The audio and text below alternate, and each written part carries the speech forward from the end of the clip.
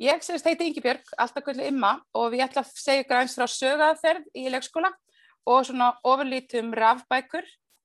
Við höfum verið með söguaðferð hjá okkur síðan 2012 minnir mig og þarna sjáum við mynd af Aldísalundi sem okkar svona úti svæði. Þarna förum við í útinám og förum í útiskóla í maí og svoleiðis og hann er mjög oft hluti af okkar sögurömmum. Og þetta hefðbundin söguaðferðarrammi sem náttúrulega óútfylltur náttúrulega og þarna þarf maður að fylla inn í til þess að sjá fyrir sér hvernig vinnan á svo að ganga. Yfirleitt erum við að taka 2 ramma á hverju skólaári, þannig að það sé einn fyrir áramót og annar eftir áramót. Og þannig að fyrir áramót erum við bara á leikskólanum, þannig að það eru 2 elstu árgangarnir saman og svo þá 2 og 3 börn saman með sama ramma í rauninni en aðeins einfaldar fyrir þá sem eru yngri. Og svo á voruninni þá elsti árgangurinn okkar með 1. bekk í Hrafnagilsskóla. Svona þegar það árar svona venjulega bara. Og þá eru næst elsti árgangurinn og svo þá 3 í rauninni saman. Þetta aðeins öðruvísi núna út af Dotlu, en þú veist, vanalega þetta svona. Og hvað söguaðferð? Ég veit náttúrulega ekki hvað þið þekkið þetta mikið og leikskólakennarar held ég að læri allavega ekki mikið þetta. En ég gerir ráð fyrir að grunnskólakennarar að minnstakosti fái einhver umfjöllun. En það upprunalegt í Skotlandi og þetta eru fjölbreyttar kennsluaðferðir sem að þetta krefst þess að maður sé svolítið svona á tánum og maður getur ekki verið alveg bundin á einhverjum einum stað. Virkni nemenda yfirleitt mjög mikil og við erum í alls konar lausnaleit og í svona leitarnámi. Opna spurningar og samræður eru bara stanslaust. Samþætting námsviða, hún bara eiginlega óhjákvæmileg og alls kyns sköpun alltaf hluti á þessu hjá okkur. Hvort sem það í myndlist eða tónlist og yfirleitt öllu sko. Og þarna sjáum við til þess að myndinni þá vorum við með söguramma krumma og krakkarnir bjuggu til laup og krumma sem var í hreiðri og þetta var mjög skemmtileg vinna. Söguaðferðin, hún dregur nafn sitt af þessu skipulagi af því að það einhver ákveðin saga, eitthvað ævintýri sem fer í gang og það alltaf einhver augljós byrjun sem kölluð kveikja og kveikjan á í rauninni að vera til þess að hún veki áhuga og spurningar og forvitni hjá nemendum. Og miðjan svo margskonar, fyrir algjörlega eftir í bara hvað við erum að vinna með og svo alltaf ákveðin endir. Við höfum oftast verið með uppskýrahátíð þar sem að foreldrar koma á sýningu og nemendur eru þá að syngja og dansa og stundum hefur við sett saman tónlistarleikhús þar sem að leikurinn fer þá inn í það. Stundum eru þau með leikrit og svo hafa þau skoðað verkin með foreldrum sínum og eftir. Þarna sjáum við til dæmis kveikju í söguramma Irpu, tröllastelpu og ramminn fjallaði svolítið umhverfisvernd og hvernig við getum flokkað og allt þess aftar. En eins og segi, kveikjan þarf að vera áhugaverð og hún þarf að vekja upp alls konar spurningar. Og þarna sjáum við nokkra kveikjur, þarna til dæmis kveikja mýs, þar sem þau fengu að sjá raunveruleg myndbönd af alvöru músum í músarholu og að éta og músarunga og hvernig það búið sér til holu og svona. Þannig að þarna sjáum við á gólfum, þú veist, þarna hey og greinar og alls konar. En við reynum að gera þetta eins raunverulegt og hægt er. Þarna fórum við í fjós á miðjumyndinni og þá vorum við með söguramma búkollu og svo krummin. Þarna í klettunum eru laupur og þetta Hrafnagils við Hrafnagilsbæinn, dregur nafn sitt af því, Hrafnagilshverfi og allt þetta. Og þarna verpur alltaf krummi. Og þetta finnst við mjög gamla því maður getur líka labbað þannig fyrir ofan og hort niður og ofan í laupin og það mjög skemmtilegt. Svo í miðjunni, eins og ég segi, þá fer alls konar vinna fram. Stundum fer hún svolítið svona að þú það fara umræður stað eins og þarna með Irpu þar sem að þau fóru að velta fyrir svo hver gæti hafa mælt þarna bara og ruslað til í skóginum okkar. Og hvað getum við gert? Við þurfum að hjálpa viðkomandi allt þessa. Þannig að þau bjuggu til bréf sem þau skrifuðu til viðkomandi og viðkomandi svaraði og ég man ekki eins og hvað við endum á að skrifa mörg bréf því að þeim fannst þetta alveg bara fyrir neðan allar hellur og viðkomandi kynni ekki að flokka hvers slags. Og þarna eins og segir, myndlistin alveg, þarna eru þau í miðjumyndinni, þarna búkolla og þau eru að búa til söguna saman á svona eitt blað. Unga barnið þarna sem að mála, hún að mála mús og svo tónlistin þarna, þar sem að þau eru með Silju sem tónmenntakennari í Hrafnagilsskóla. Áhugi nemenda eins og ég segja, hann stjórnar svolítið hvaða stefnu svona ferli tekur. Þannig eins og á miðjumyndinni þá eru þau semst að leita að músasporum og músaholu og það var bara einn hópur, það eru þá margir, það eru nokkrir hópar, yfirleitt svona 4-5 hópar og allir hóparnir gera allt, bara ekki á sama tíma. Þannig að allir hóparnir til dæmis fóru þarna í gönguferðir til þess að finna músaspor og finna músaholu og kanna, hvar gætum þá verið og fylgja músasporunum. Þeim fannst þetta mjög spennandi. Barnið hann til hægri sem hérna með svona tuskudýr á gólfinu, hann semst að segja okkur sögu mús sem lendir í alls kyns ævintýrum og þarna var kennarinn búinn að kveikja og hann var búinn að semst að segja söguna með öllum tuskudýrunum og svo endur sögðu þau. Og þeim fannst þetta mjög gaman og létu krumman yfirleitt éta músina eins og ég veit ekki hvað. Söguaðferðin mjög auðvelt í rauninni að aðlaga að öllum aldri. Þegar maður sér svona þá oft svo auðvelt að hugsa, já, ég get gert allt þetta, en býtu, bara með 4 og 5 ára. Börnin hjá okkur eins og núna erum við með eins og börn, þau tóku þátt í músarverkefninu. Þau fóru í kveikju mýsnar, þau eru búin að vera að horfa á myndbönd, þau eru búin að vera að mála mýs og þannig að þau taka allir þátt en bara á sínum forsendum. Þarna sjáum við sem sagt, það var sjóræningjarammi hjá okkur og þau bjuggu til sjóræningjaskip og sjóræningja og fjársjóðskort og þau sem sagt fundu fjársjóðskort í Eyjafjarðará. Þannig var kveikjan. Og það voru mikla vangaveltur, hvernig komu sjóræningjar eiginlega í Eyjafjarðarsveit. Þetta var mjög skemmtilegt. Við leggjum mikla áherslu á opnar spurningar, fjölbreytt vinnubrögð og eins og ég sagði samþættingu og að vinna saman. Öllu skiptir samt að þetta sé gaman. Það sé gleði og vekja áhuga þannig að maður fái þau með og við séum að vinna saman. Þarna sjáum við báta sem þau bjuggu til og mér minnir að þetta hafi verið vatnið. Þarna sjáum við nemendur sem í smíðastofunni í Hrafnagilsskóla og þau eru bara að negla þarna í spýtur og ég man nú ekki hvað eru að búa til en þetta fannst það mjög skemmtilegt og líka geta farið þá inn í grunnskólan og séð hvert þau eru svo að fara bráðum. Þannig að í upphafi þá ákveðja kennararnir hvaða þema þannig eins og þeir voru með mýs þá þemað mýs og þá bara búin til rammi með það í huga.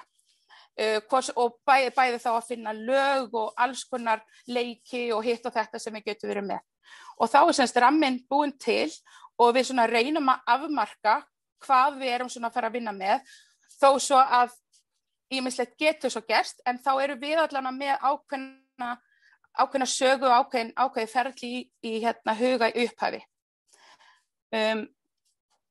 Þarna sjáum við mjög skemmtilegt ljóð eftir barn sem að ég man ekki hvort hún var elst eða næst elst og hún sem sagt samdi þetta ljóð, kennarinn skrifaði það niður og svo var þetta á sýningunni.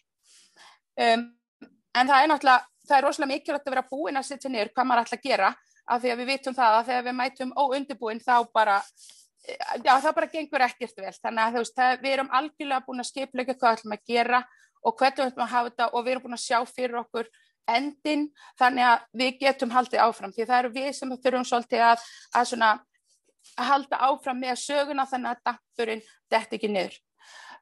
Og við þurfum að ákveða hvað það sem við ætlum að leggja áherslu á. Er það einhver ákveðin þekking sem við viljum að þau öðlist eða ætlum við að leggja áherslu á það að koma fram einhvers konar tjáningu eða vinna saman eða hvað það er. Og maður þarf að vera mjög sveigjanlegur og við þurfum að vera tilbúin að bregðast við ýmsum óvæntum uppákomum og það bara mismunandi hvort að það gerist og hvenær í ferlinu það gerist.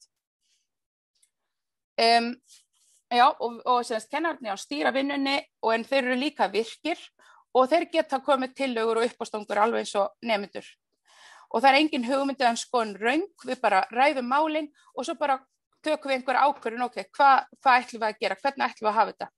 Og svo bara lýðræði, það það bara kosning ef allir eru ekki sammála. Tengsl foreldra náttúrulega mikilvæg í námi barna og þess vegna þetta svolítið innbyggt hjá okkur og hverjum ramma lýkur með kynningu fyrir foreldra og þar rifjum við upp sögu ramman bara í heild sinni og þau fá æfingu að koma fram eins og sagði þau syngja eða leika eða gera eitthvað sem við erum þá búin að vera að æfa í sögurammanum og þannig fá foreldrar svona innsýn í skólastarfið. Rafbækur, ég á góðum tíma, flott. Rafbækur þá við vorum bara að rifja upp hvernig við höfum byrjað og við höldum að það hefði verið 2016 eða 17 sem við fórum að vera með rafbækur og hvert og eitt barn fær rafbók á voran á hverju einasta ári frá því að það byrjar. Og við erum náttúrulega með svona ákveðna svona forskrift sem aðeins mismunandi eftir aldri barnanna, þannig á forsíðunni alltaf mynd og það nafnið á barninu og það ártal. Og svo næstu þá eru myndir svona kannski frá því að barnið átti afmæli eða einhverjum uppákomudegi eða svona eitthvað sem að kennaranum fannst mikilvægt að kæmi fram og þarna sjáum við til dæmis barn á elstu deild sem að teiknaði sjálfsmynd, glæsilega sjálfsmynd. Og þarna eru svona upplýsingar í texta hana og hérna sjáum við til viðmiðuna bara yngra barn sem þarna á yngstu deildinni og hún svona cirka 2,5 þarna, þó svo það kannski skipti ekki öllu máli, en okkur fannst mikilvægt að það kæmi að við erum með rafbækur fyrir öll börn á öllum aldri. Og svo eru yfirleitt einhvers konar myndir sjálfstæði og eitthvað svona sem að tengist því og þarna sjáum við til dæmis þau skammta sér sjálf eins og ég held nú svo sem að sé á flestum leikskólum og þeirra barnið að klæða sig og borða og fyrst vorum við svolítið mikið bara með ljósmyndir en í dag erum við með myndbönd á hverju einustu síðu og stundum eru allar myndirnar í rauninni myndbönd og foreldrar fá þetta sem sent í tölvupósti og bara eiga þetta og geta spilað þetta bara aftur og aftur. Og eru þetta barn á elstu deildinni og líka skammta sér og þau náttúrulega þurfa að læra það að maður skammta sér við hæfi og við erum ekki að henda mat og við viljum frekar eiga afganga og henda leifum en við reynum að henda lítið af því og borða bara það sem skammta okkur það sem við ætlum að klára. Svo svona áhugasvið af því að foreldrum finnst náttúrulega óneitanlega gaman að sjá það hvað finnst barninu mínu skemmtilegast í leikskólanum af því að það ekkert alltaf það sama og þetta til dæmis voru allt saman myndbönd það sem að á myndinu það sem að eru svona fullt af einhverjum ekki bara dýrum og hlutum, hvað þetta ský og eitthvað, þannig hún að segja sögu og mér minnir að þetta sé úr ég held að þetta heiti sögukassi, getur það verið.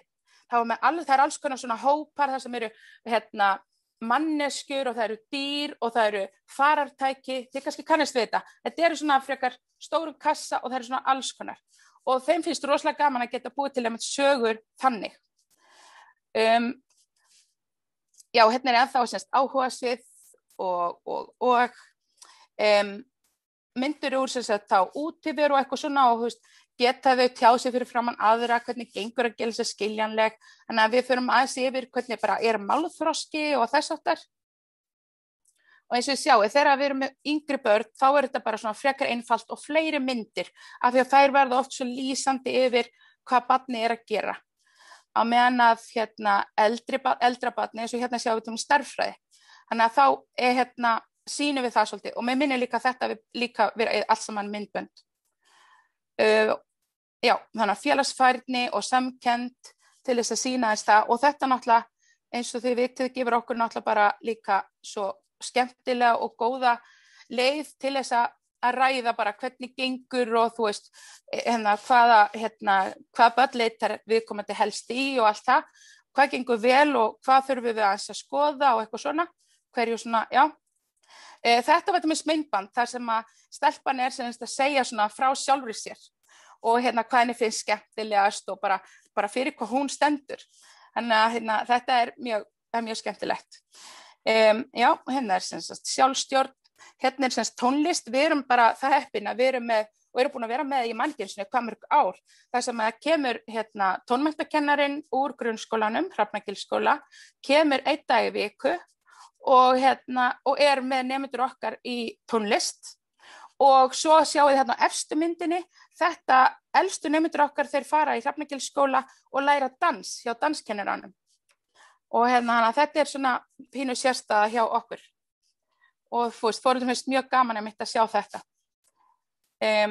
Já, og svo þarna grófhreyfingar og fínhreyfingar, þetta eru myndbönd úr íþróttahúsinu, við förum í íþróttahúsið í Hrafnagilsskóla og höfum bara aðgang á öllu sem þar og það náttúrulega mjög einfalt, þarna bara, já, getur barnið hoppa jafnfætis að minnst 5 sinnum, þannig bara svona ákveðnir hlutir sem við höfum til hliðsjónar og þá hægt að fara yfir það. Þetta til dæmis mjög skemmtilegt á neðri myndinni, þetta hvoru tveggja eru myndbönd.